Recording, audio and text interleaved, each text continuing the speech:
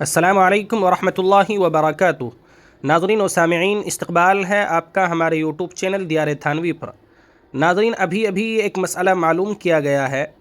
آج کل بڑے رشتے ہو رہے ہیں، رشتے کروانے والے بیچ میں بہت سے حضرات بھی ہوتے ہیں، تو اس میں دیکھنا اور دکھانا پہلے ہو جاتا ہے۔ اس سلسلے میں کسی نے پوچھا کہ کیا سسر اپنی ہونے والی بہو کو نکاح سے پہلے دیکھ سکتا ہے یا نہیں؟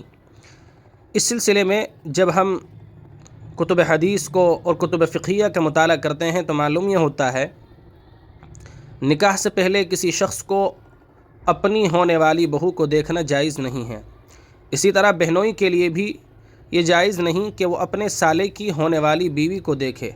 صرف لڑکے کے لیے اتنی گنجائش ہے کہ اس نے جس لڑکی کو پیغام نکاح بھیجا ہے اس کو کسی طرح ایک جھلک دیکھ لے۔ لہذا اس طرح کا جو سوال کیا جاتا ہے یا کیے گئے ہیں، لڑکے کے گھر والے مردوں کا باقاعدہ لڑکی کو دیکھنا شرعاً درست نہیں ہے۔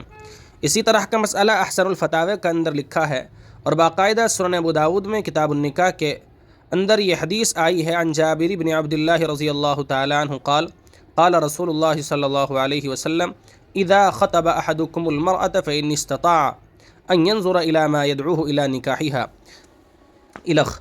اس حدیث سے باقاعدہ معلوم یہ ہوتا ہے کہ پیغام نکاح دینے کے بعد صرف لڑکے کو تو اجازت ہے، بقیہ اور گھر میں کسی دوسرے آدمی کو اجازت نہیں ہے، چاہے اس میں بہنوئی ہو، چاہے سسر ہو، چاہے اور کوئی غیر محرم آدمی ہو، اس کے لیے پہلے دیکھنے کی اجازت نہیں ہے۔